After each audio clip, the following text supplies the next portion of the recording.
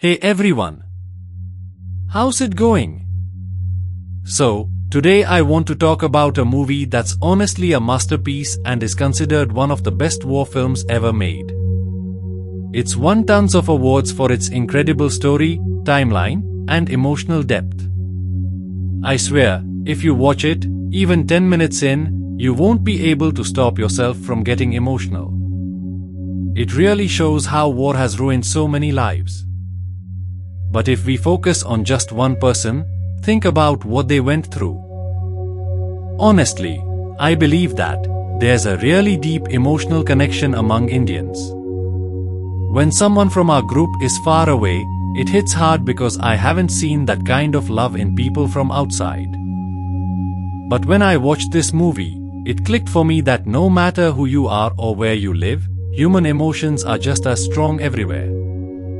The story is about a brother and sister set against the backdrop of 1945, during World War II, when the US dropped bombs on Japan to force their surrender.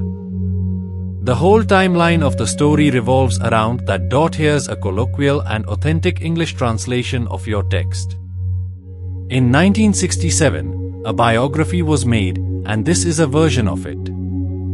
So when you finish watching the movie and imagine that it was actually made by Japanese people back in 1988, you'll be left wondering how they could capture such deep details so beautifully. It's impressive how they presented everything. The movie starts by introducing a boy named Sita, and we first see his soul.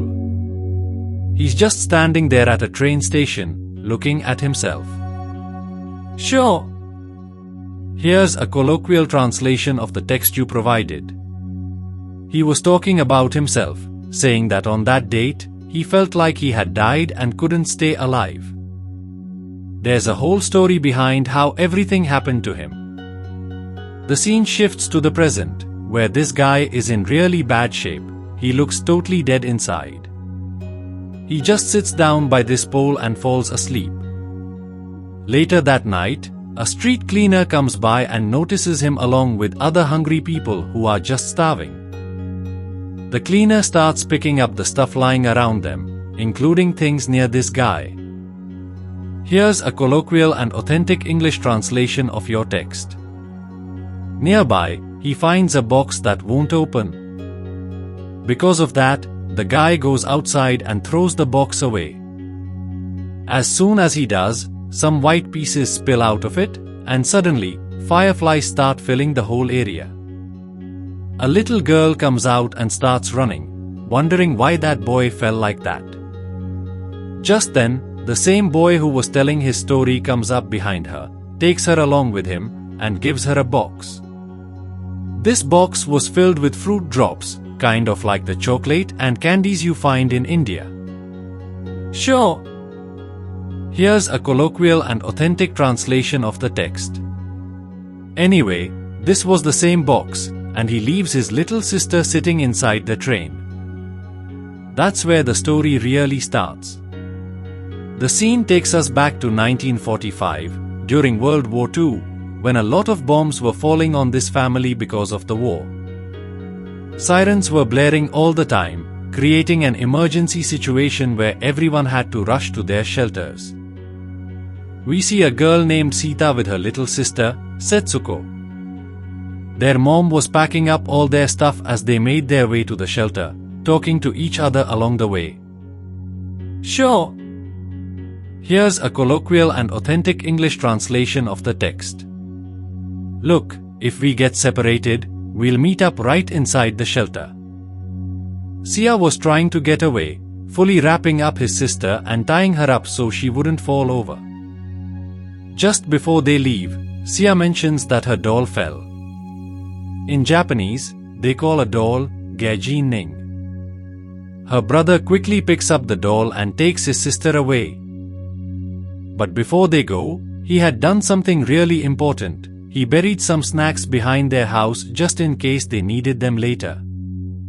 As soon as he steps outside, the bombing starts, and he calls out to his mom. Here's a colloquial and authentic English translation of the provided text. Somewhere along the way, you get separated, doing whatever it takes to survive, and you just keep running forward. As more people moved ahead, he was also rushing forward, trying to save himself. It was getting pretty late, and they had already been running and hiding for a long time. The two of them finally found a spot to rest. They were exhausted. The girl said, "I lost one of my sandals. I don't even know where it went." The boy replied, "No worries. I'll get you a new pair, even something better. As soon as we get out of here, I'll make sure you have a nice new pair." She pulls out a small purse and starts taking out coins and stuff from it. There are also some marbles and buttons mixed in with the coins. Her brother sees this and says, "What's going on? You are richer than me." He doesn't realize that the little girl is just being naive and saying whatever comes to her mind, so he doesn't want to hurt her feelings. Just then, it starts to rain, and everything goes dark. Sita looks around and sees that the whole town has been devastated. Very few houses are left standing. As they move forward, there's an announcement urging everyone who survived to head inside the school. Here's a colloquial and authentic English translation of your text. They've set up a first aid station there, and they've also arranged food and stuff. So, anyone who wants to meet their family should go inside the school. Sita thinks maybe her mom will be there, so she starts heading to the school with her sister. When they get there, everyone is in chaos, people are in bad shape, and no one has any food or drinks. Then, Sita spots a lady who says, "I've been looking for you. You should go to your mom." He leaves his sister with this lady and goes inside, moving from room to room. He sees an officer giving Sita a ring and asking her if it belongs to her mom. Then he takes Sita into a room where her mom's body is wrapped in bandages. She was completely burned, and there was almost no chance of her surviving. They were trying to save her, along with the others, but the chances were really slim. He calls out to his mom, but she's in such bad shape that she can't even hear him. After that, Sita goes back out. Here's a colloquial translation of the text into English. Satsu goes over to her sister, Sasu, and to lighten her mood, he gives her a fruit drop candy. Now, Satsu is just a little kid, and she really wants her mommy, so she starts crying loudly that she wants to go to her mom. Sita tells her, "Hey, you are not a little baby anymore, you can't just cry like that." Then this lady says, "Wait, I'll bring you something to eat," and Satsu starts crying in her seat. Her brother sees she's upset and wants to cheer her up, so he grabs a stick and starts spinning around in circles, trying to make her laugh. "Sure." Here's a colloquial and authentic English translation of the text. He managed to keep Satsu quiet and said that they would definitely go to see their mom tomorrow since it was already evening and her health wasn't great. The next day, Sita dropped Satsu off at their relative's place. But in reality, he had gone to their mom's funeral because almost everyone had already passed away, including his mom. Even bugs had started to crawl on her body. After the funeral, he took her ashes and went back to his relative's place, keeping them outside so nobody would find out. Because if anyone learned that their mom had died, everyone would be really upset. After feeling really sad, he goes to his sister's place, and then to his aunt's. It was pretty clear that she was a relative from their dad's side, probably an aunt. At first, this lady talks to him really nicely, asking how his mom is and if he's written to his dad. The kid's dad was in the Navy and was currently on duty.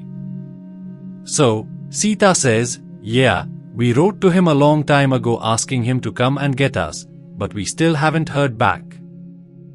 The lady responds, "Yeah, sure."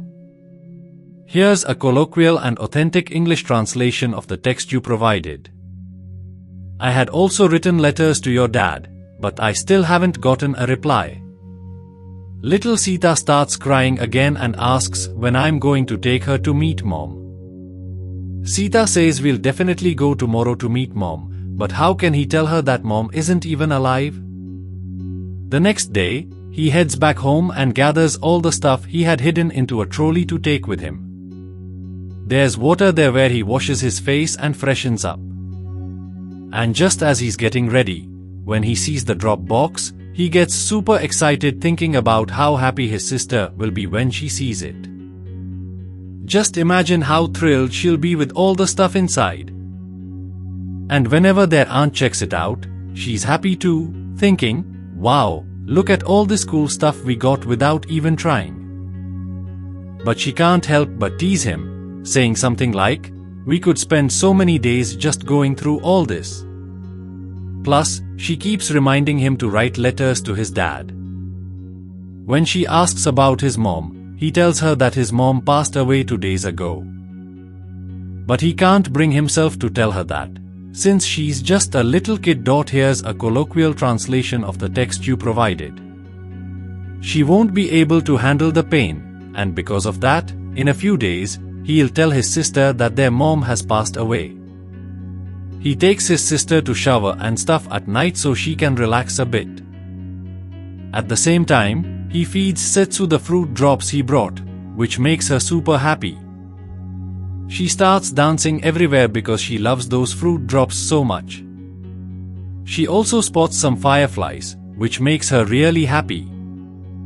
After they get home, it's dinner time, and at that moment, Sia has a book I was reading, and poor little Setsu was sitting there cutting out pieces from the newspaper.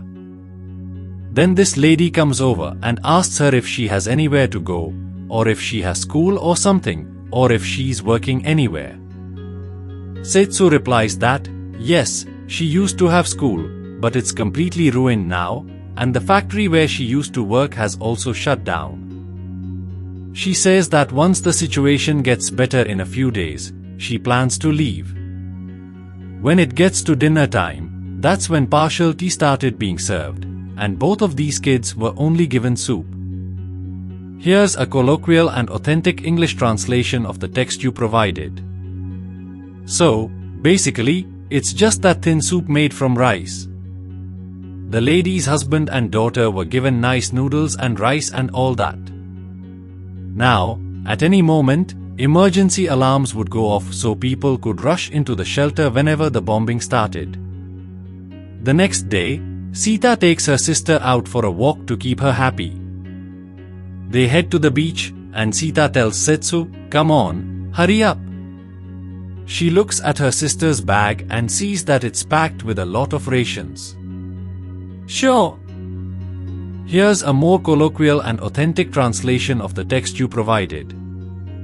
Back then, it was super hot, and we all know that bombs were dropped on Hiroshima and Nagasaki, which caused a lot of harm and killed so many people. You could say that all that stuff was really damaging for the kids. So, Sita noticed some rashes on her body because of her clothes, and she cleaned her up really well with a wet cloth. After that, he played a lot with her, trying to keep the little girl happy since, apart from his sister, she was the only one in his life. Here's a colloquial translation of the text into English. They really enjoy themselves, and after that, they start feeling hungry. Both of them say that when they get home, they'll eat because they're super hungry. But when they get home, there's no food waiting for them. Instead, their aunt tells the older son, go get your mom's kimono. In Japanese culture, a kimono is a type of fancy, heavy clothing made from expensive fabric, and if you sell one, you can get quite a bit of money for it. Right now, their aunt is saying that these guys don't have enough money for food or groceries. Here's a colloquial and authentic English translation of the text you provided. If they don't have money, maybe Sita should sell her mom's clothes to get some groceries for a few days. Sita was smart, and that's why she decided to sell her mom's most expensive dresses, including a kimono, so they could buy 10 kilos of rice. As soon as her sister finds out that their mom's dresses are being sold, she starts crying really loudly and even grabs her aunt, saying, no, those are my mom's dresses. How can you take them away? Sita manages to get her sister free from their aunt, and then both of them go back in time to when they were with their family. Here's a colloquial translation of the text you provided. They were taking a family picture, and the mom had her kids dressed up. Then, this aunt comes over with a bunch of rice. She keeps some for herself and gives a bit to the others so they can have some extra food stored. It was dinner time, and once again, the kids just got soup, while her husband and daughter got a decent meal. The next day, this lady was planning to make rice balls for her husband and daughter to pack for lunch. Seeing that, Setsu wanted some too. Sure. Here's a colloquial and authentic translation of the text you provided. So, when she asks for some food, this lady totally shuts her down, saying it's not for them because they just lounge around the house all day and don't do anything useful. She insists that the good food is only for those who are serving the country. Poor little daughter-in-law just goes quiet, and this lady packs up a nice meal for her husband and daughter. Then Sita says, "It's okay, we can eat later, this food is for us too." That's when this auntie really loses it and starts saying all sorts of nonsense to Sita. Here's a colloquial and authentic English translation of your text. "You two are orphans living in my house, and on top of that, you are acting all high and mighty. I'm the one taking you in, and you can't even manage to eat properly? From tomorrow, you can cook for yourselves because I'm not making you any more meals." Poor Siata didn't even say anything, and still had to listen to all this. After that, Siata takes her sister Sasu and heads straight to the post office so she can write a letter to their dad one more time, hoping he might come pick them up. Sasu had been sitting outside alone for a long time when Siata finally shows up, and the first thing she says is, "Here's a colloquial and authentic translation of the text." After getting some fruit drops, Sita goes to get some rations, and with the little money she has left, she buys a stove. When she gets home, she cooks for herself and her sister. They both sit down to eat and feel really happy, at least because they finally had a full meal together after a long time, especially since it had been a while since they had rice. A few days later, when she goes to get more rations, she notices that the quantity is slowly decreasing because all the rice fields have been ruined, and there isn't much ration available anymore. She was really hungry, but all she had to eat were some candies, and the box was empty. Her brother shook the box hard, and a tiny drop came out. The little girl was so smart that instead of eating the big pills, she just ate the tiny bits and kept quiet. A few days later, the box was completely empty. So, her brother filled the box with water, shook it up, and got his sister to sleep by just giving her water for a night. But she was really happy even with just the water because, here's a colloquial translation of the text. There was this sweet flavor in the water, and their aunt would notice all this, but she never did anything for the kids. Now, Sia would take Satsu out at night to show him the fireflies and stuff, and they ended up at this cave, which was like a shelter, but not many people came and went there. They started to feel like this place might be better than going home, since their own house had fallen apart, and their aunt would often scold them. One day, Sia and Satsu sat down to play on their piano. Here's a colloquial translation of your text into English. They were just messing around, thinking it was better to do something than nothing at all. Then this aunt comes in and starts lecturing them about how useless they are while people are dying inside the house. So, Sia decides to leave that place and takes his little sister with him. They were both really happy to finally be out of that house. They packed up their stuff, said goodbye to their aunt, and then headed toward the caves. The little sister was super excited, and Sia grabbed some grass and snacks from the same uncle who had given him that card. The brother and sister teamed up too.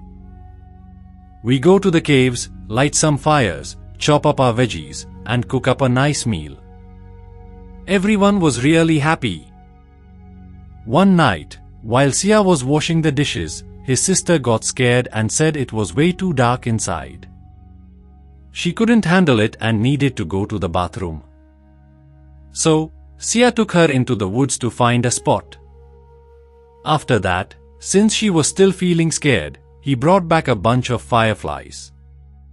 Seeing the fireflies made her really happy because now she had some light, and she knew she'd be able to sleep well that night.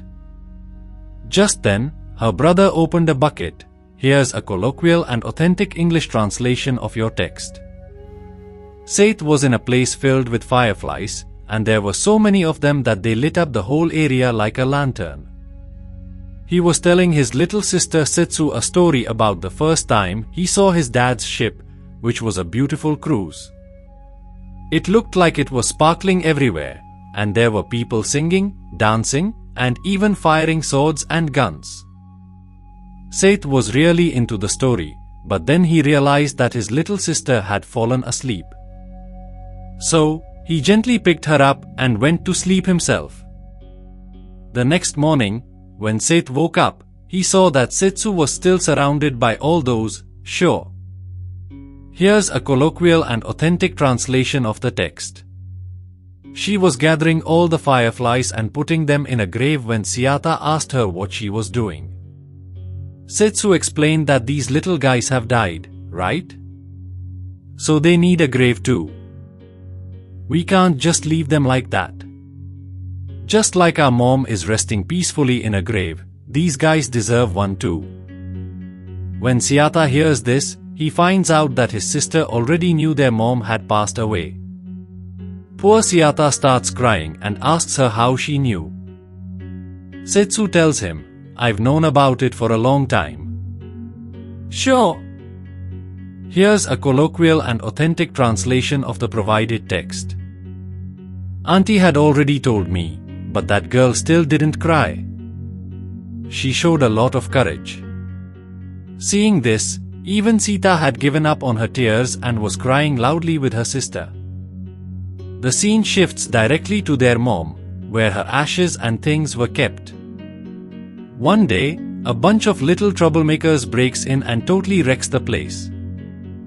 They realize people are living there, so they just throw everything around and leave. Meanwhile, we see Sita going to that guy who deals with the rations. Here's a colloquial and authentic translation of the provided text into English. He used to share, but that guy refuses, saying he doesn't have anything left, not even food for himself. So, what is he going to give to Sita? He ends up scolding her and shooing her away really forcefully. He even says his sister is young and he has nothing to eat. But this guy doesn't have an ounce of compassion. Just then, an emergency siren starts blaring and everyone starts hiding. Sita runs straight into a field and falls down, where she spots tomatoes and starts eating them. She even feeds some to her little sister and ends up stealing a bunch of tomatoes to take with her. Here's a more colloquial and authentic translation of the text into English. A small kid is running around, and as he's leaving, he feels like someone saw him. Maybe that person will yell at him for stealing. Because of that, he grabs his sister and takes off really fast. They're just getting by with the little vegetables they have. He notices that there's a lot of dirt on his sister's bag, and it's completely red now. Poor kid is so skinny that you can see his bones. He brushes his sister's hair, picking out the dirt and stuff, and he thinks to himself, sure. Here's a colloquial English translation of your text. His sister needs sugar, so he goes out at night to steal a sugar cane. The owner catches him and beats him up badly. Sia keeps crying, saying that his little sister really needs the sugar, and if she doesn't get it, her health will get worse. But the guy doesn't listen and drags Sia, beating him up badly right in front of the little girl, straight to the police station. The officer at the station was a good guy and realized that this man had really hurt Sia badly before. Here's a colloquial and authentic English translation of the provided text. So this guy scares him off, saying he'll sue him for hurting a little kid, and tells him to get lost. Then the cop calms down the kid a bit, gives him some water, and sends him on his way. As soon as the kid steps outside, his sister is right there waiting for him. He can't even face her. He's so embarrassed he just looks down because he feels bad he couldn't take care of her. He starts crying. But this little girl hugs her brother and says, "Look how hurt you are. We need to go to the hospital." Hearing this, the kid starts crying even more. Here's a colloquial and authentic translation of the text in English. She was having a tough time when Siata came in and saw that she had eaten a button, thinking it was a candy. There were marbles rolling around in her mouth, and she looked so sick that she was mistaking stones for rice balls. She even told her brother, "Here, this one's for you and this one's for me." But Siata replied, "No, sis, get up. Look at all the stuff I brought for you, like this watermelon. I'll even make you an omelette right now." But she didn't even have the strength to eat a piece of watermelon. Siata went outside to cook. Here's a colloquial and authentic translation of the text. He didn't even have the courage to stop his brother. That was the last moment for Sita when she went outside, and it was the last breath for Setsu as she took her final breath. By the time he got back after preparing food and everything, it was all ruined. All the food was just left outside because Setsu was no longer in this world. Sita spent the whole night holding her sister close. With whatever money he had left, he went the next day and bought a box. He went to his sister and gathered all her things, her clothes, her doll, that little fruit drop box. Everything went into one container. Sure. Here's a colloquial and authentic translation of the text you provided. Sia puts all his sister's things in front of him and starts remembering how she used to play here when he wasn't around. She would stay home alone, sweeping the floors, playing hide and seek, and she even learned to sew clothes. With all these memories, Sia puts his sister's stuff in a box and burns it during her final farewell because he had everything he needed. He stays by her side all night, not knowing how he will get through the next day. Here's a colloquial and authentic English translation of your text. He cools down his sister's ashes and puts them back in the same box. After that, the story jumps right back to the first scene where we see that when the box fell, the ashes of Satko spilled out. Satko manages to get out, but as she runs to see her dying brother, Siata shows up from behind, takes her away, and cradles her in his arms. And just like that, guys, this amazing movie comes to an end. Honestly, it's not just a movie, it's such a heavy emotional experience because, let me tell you, while watching this film, while recording, I probably cried so many times that you might even feel it in my voice. I'd love to hear what you all thought of the movie, so make sure to let me know. Alright, see you all in the next movie. Until then, take care.